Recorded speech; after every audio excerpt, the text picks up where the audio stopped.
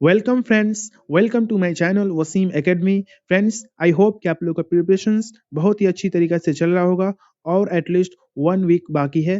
तो आप लोग प्रिपरेशंस को अच्छी तरीके से बनाए रखें और मेरे चैनल के साथ जुड़े रहे।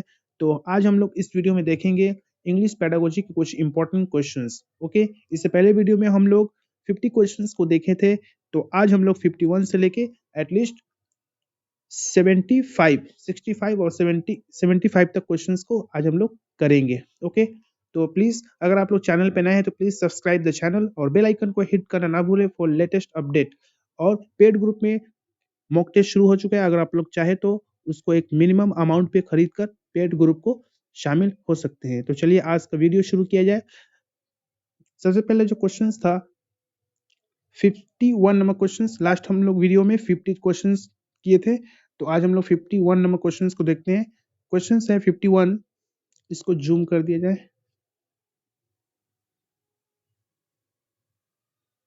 Yes, what is a genre in English? Okay, English में जीनरी क्या है? Okay, option number 1, a particular type of writing which has the certain share characteristics. यानी जीनरी क्या है? एक इंग्लिश का एक पर्टिकुलर राइटिंग है जो एक खास खसूसियात को, क्वालिटीज को दर्शाता है, यानी एक्सप्लेन करता है। ऑप्शन नंबर बी,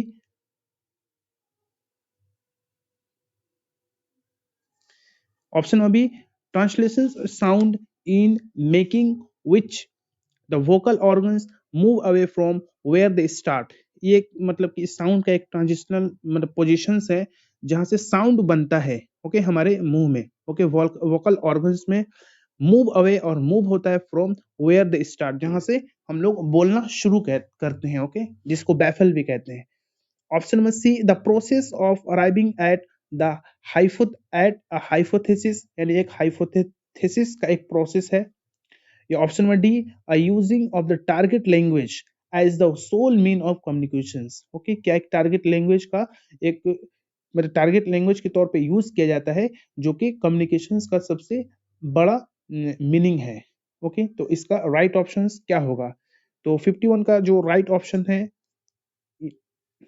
यस, 51 का जो राइट ऑप्शन है ऑप्शन नंबर 1। ओके, इसका राइट ऑप्शन है option number 1। The particular type of writing, एक खास किस्म का राइटिंग है जो कि एक खास कैरेक्टरिस्टिक्स को दर्शाता है। ओके, तो जनरली मीन्स होता है particular type of writing which has certain shared characteristics. Okay, next question number 52।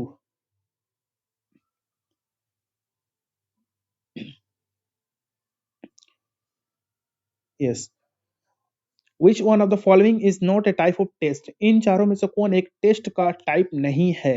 Option number 1, essay type. Option number B, objective type. Option number C, short answer type. या option number D, none of the above.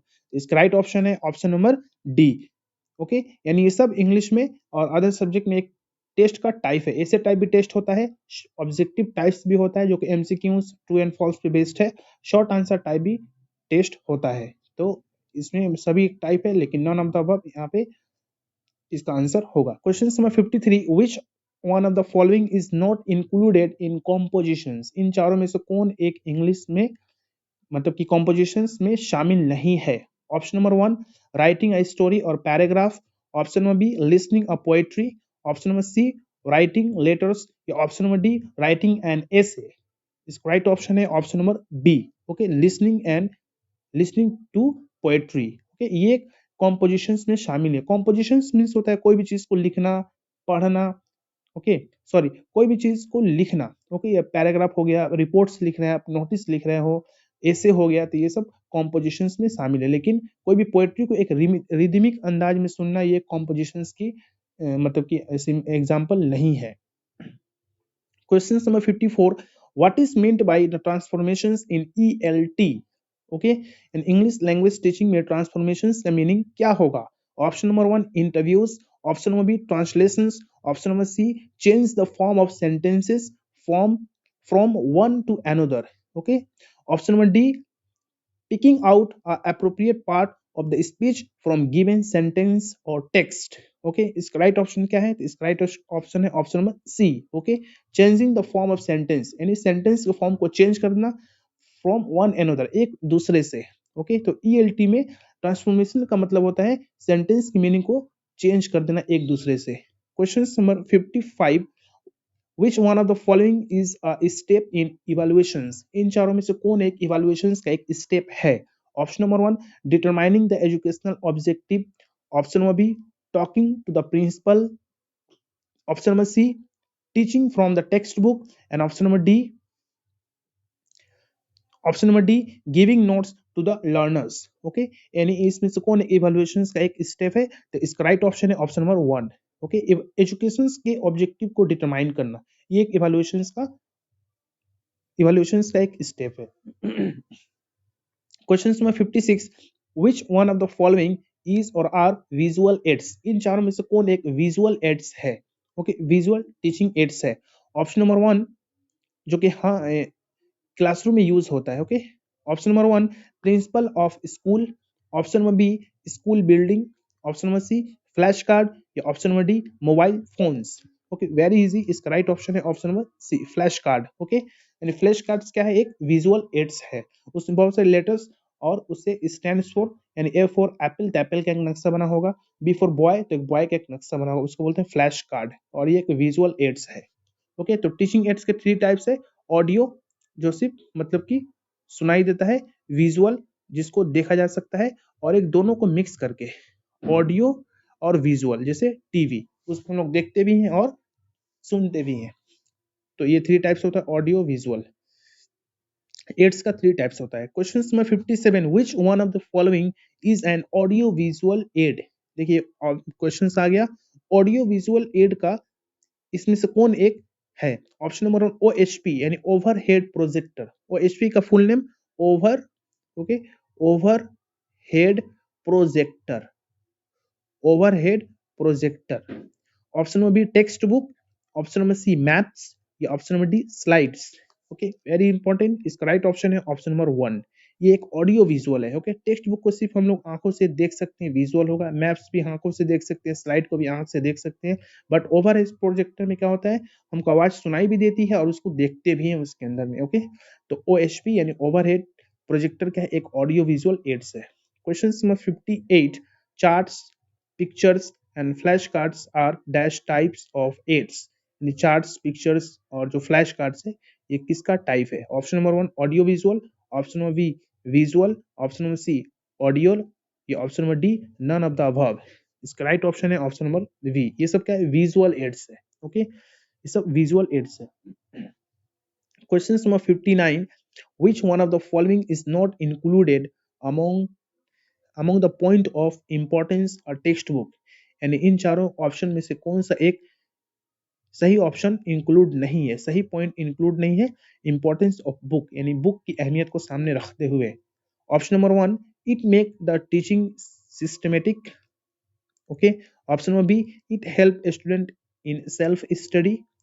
Okay,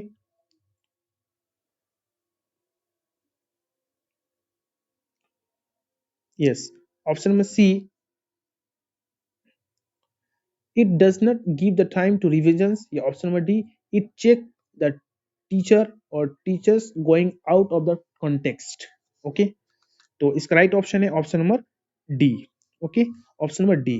तो ये मतलब एक text book का एक feature ये होना चाहिए कि वो मतलब टीचिंग को सिस्टमेटिक वे में, बुक के अंदर टीचिंग को सिस्टमेटिक वे में पढ़ाया गया हो या उसके इंस्ट्रक्शंस दिया गया हो।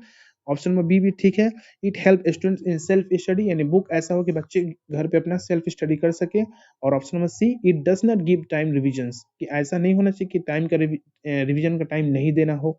Okay, and option number D, it checks the teacher और teacher going out of context. Okay, यानी टीचर के आउट गोइंग कॉन्टेक्स्ट, ये मतलब कि एक टेक्स्ट बुक के अंदर क्वालिटी या फीचर्स नहीं होना चाहिए। इसका राइट ऑप्शन है option number D. Question number 60 देखते हैं, which one of the following is, यहाँ पे जैसा ब्लर हो गया है तो प्लीज आप लोग वीडियो को रोक के और हाई रेजोल्यूशन में इस वीडियो को देखिएगा।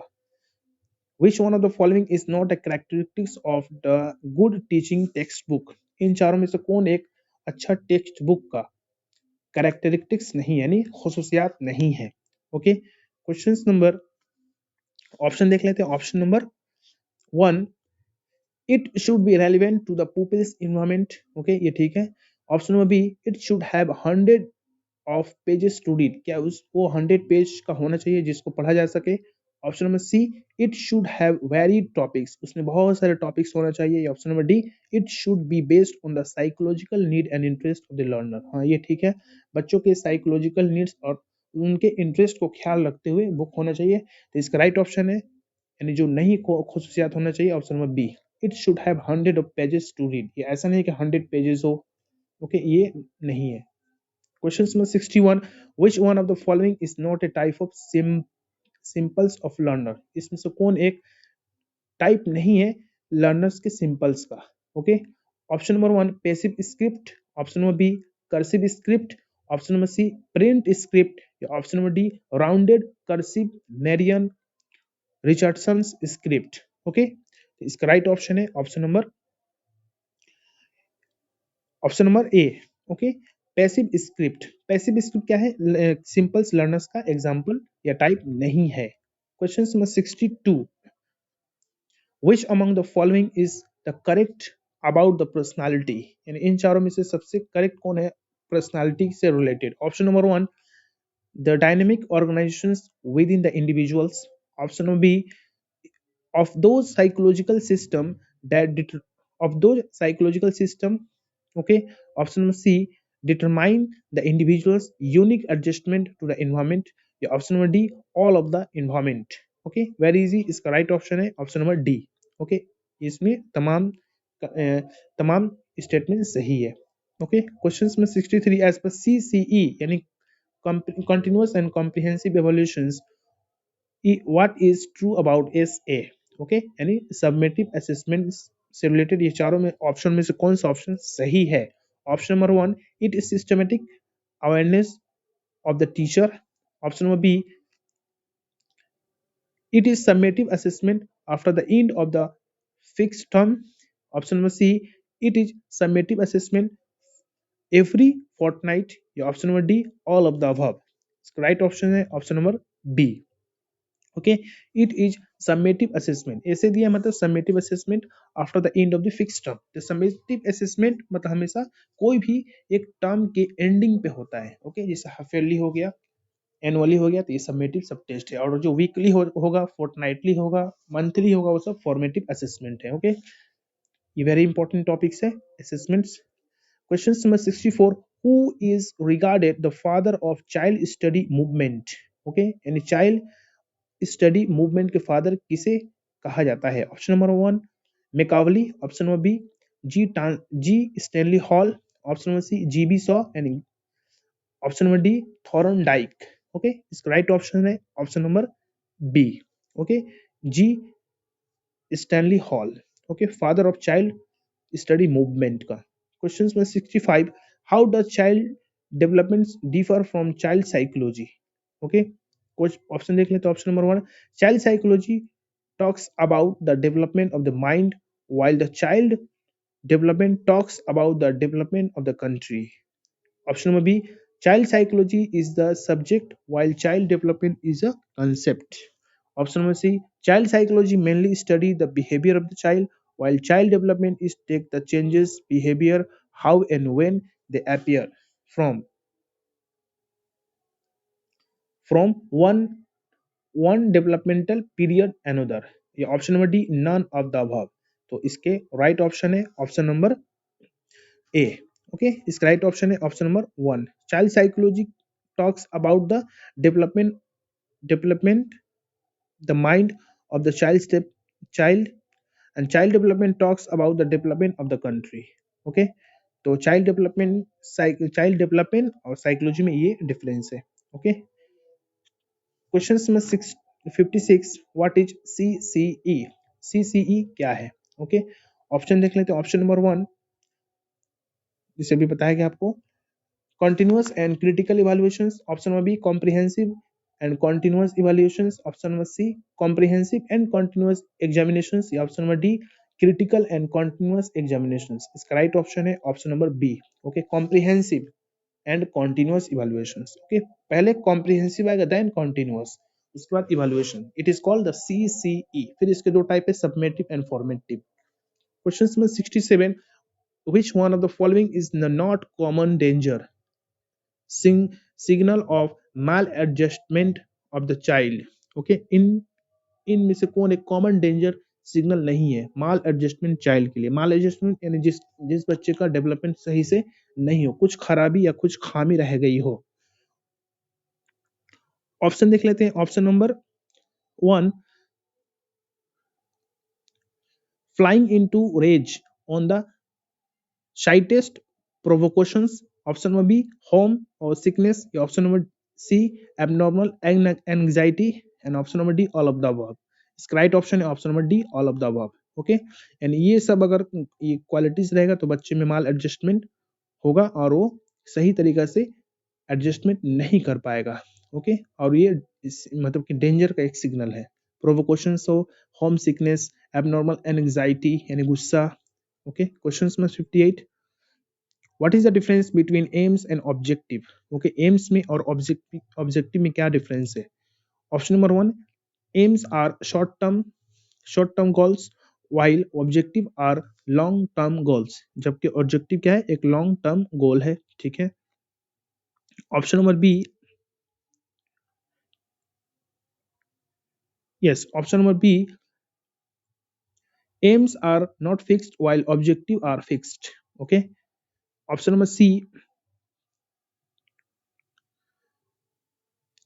aims are targets, okay, or to achieve, and objectives are the way to achieve। okay, way to achieve aims। and option number D, aims are concrete while objectives are abstract। तो इन चारों option में से कौन सा option सही है? The difference between aims and objective, तो इसका राइट ऑप्शन है option number C. Okay, aims are target. Aims मतलब क्या होता है? एक टारगेट को सामने रख करके अपने मकसद को पूरा किया जाता है। टू अचीव, कुछ भी अचीव करने के लिए। And objectives are way to achieve, और ऑब्जेक्टिव्स का एक वे है जो कोई भी मकसद को पाने के लिए जो हम लोग कोशिश या स्ट्रगल करते हैं। ओके, तो ये है इसका right option, option number C. Very important question number 69, what is not true about the Freud's psychoanalytic theory of motivation? इन चारों में से साइको एनालिटिक थ्योरी, फ्रूट के साइको एनालिटिक थ्योरी में कौन एक शामिल नहीं है? Option number 1, it is centered around the concept of instinct and the conscious। option number B, he maintained the instinct are the root cause of all human activities। option number C, he explained his theory and outline of the psychoanalysis in 1953। and option number D, sex is never an urge human being। Okay, तो इसका right option है option number D. Okay, ये सब मतलब कि ये सब बातें शामिल है, लेकिन ये बात शामिल नहीं है, sex is never an urge on human being. Very important question number 7070, according to process of socializations. Okay, socializations के प्रोसेस के हिसाब से के मुताबिक children out of the three processes socializations, children's out of three process of socializations a process which one of the following is not। Okay, यानी एक बच्चे के सोशलाइजेशन के 3 प्रोसेस है, तो इन चारों में से कौन एक ऐसा प्रोसेस नहीं है? Option number 1, getting education from school only. Option number B, learning to behave in a socially approved way. Option number C, playing approved sex roles. Option number D, developing social attitudes. इसका right option क्या है? Right option 1 है। Okay, तो getting education from school only, ऐसा नहीं है कि socialisation के प्रोसेस में बच्चे सिर्फ स्कूल से ही एजुकेशन लेंगे बच्चे, बल्कि बच्चे हर जगह, ओके, अपने घर में, अपनी पीढ़ी से, खेल के मैदान में, everywhere the education childrens are got education. Question number 71, in terms of learning what is SR? Okay, learning के टर्म्स में SR क्या है? Option number 1, student and research. Option number B, stimulus and response. Option number C, stimulus and recapitulations. Option number D, studies and research. तो इसका right option है option number B, stimulus and response. Okay, learning के field में SR का मतलब होता है stimulus and response. आप लोग से क्वेश्चन है, आप लोग कमेंट बॉक्स में बताइएगा कि एस आर का थ्योरी सबसे पहले किसने पेश किया था? Who introduce the S R theory? Question number 72, हीब is associated with HEBB. HEB is associated with option number 1 trial and error theory, option number B psychological theory, option number C classical conditioning theory, option number D neuropsychological theory. तो HEB is associated with neuropsychological theory. Okay,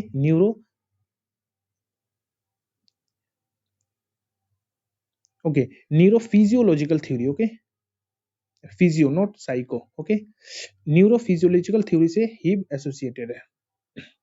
question 73, what is motivations in educations? Motivations क्या है educations के field में? Option number 1 inculcating and stimulating interest in studies, option number B getting good marks, option number C following the teachers instructions, option number D forcing the learners to work hard. Okay, तो motivations का मतलब educations के field में है option number 1. Option number 1 here is inculcating the stimulating interest in studies. Okay, यानी बच्चों में inculcate करना, स्टिमुलेट करना, इंटरेस्ट पैदा करना स्टडीज में.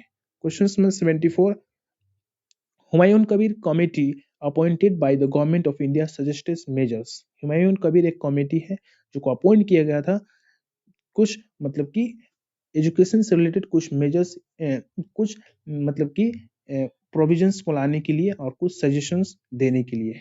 तो इसमें कौन सा वो बात शामिल है? Option number 1 to improve the infrastructure, option number B to improve attendance in school, option number C to reduce the line of securing degrees, and option number D to reduce the burden of the childs and parents. Okay, तो इनकी committee के हिसाब से जो बात बताया गया था option number C to reduce the line for the securing degrees. Okay, question number 75 जो कि आज का सेशन का लास्ट क्वेश्चन होगा, विच one of the following is not useful in creating motivations for learning. Okay, इनमें से कौन एक यूजफुल नहीं है बच्चों के अंदर मोटिवेशंस को क्रिएट करने में? Option number 1 effective repetitions, option number B evaluations and feedback, option number C difficult and complex assignment, and option number D co curricular activities. Okay, तो को करिकुलर भी है, रिपीटेशंस भी है, फीडबैक भी है, बस राइट ऑप्शन मतलब right इसका ऑप्शन है ऑप्शन नंबर सी. ओके, ये एक useful creating motivations of learning नहीं है, डिफिकल्ट एंड कॉम्प्लेक्स असाइनमेंट. तो इसका right option option number C. तो ये था कुछ इंपॉर्टेंट क्वेश्चंस. आई होप कि आप लोगों को ये क्वेश्चन समझ में आए होंगे. अगर कोई भी किस्म का डाउट और दिक्कत हो तो प्लीज आप लोग कमेंट बॉक्स में कमेंट कर सकते हैं. तो हम लोग इंग्लिश पेडागोजी के लास्ट अभी हम लोग 20 क्वेश्चंस को किए एटलीस्ट, और इस पूरे सेशंस में हम लोग 1 से लेकर 75 क्वेश्चंस को कर लिए. तो प्लीज आप लोग इंग्लिश पेडागोजी के जितने भी वीडियोस हो आप लोग अच्छी तरीके से देख लें. अगर वीडियो अच्छा लगे तो प्लीज आप लोग लाइक और शेयर करना भी ना भूलें. तो आज की वीडियो में बस इतना ही, मिलते हैं नेक्स्ट वीडियो में. Thank you friends, thanks.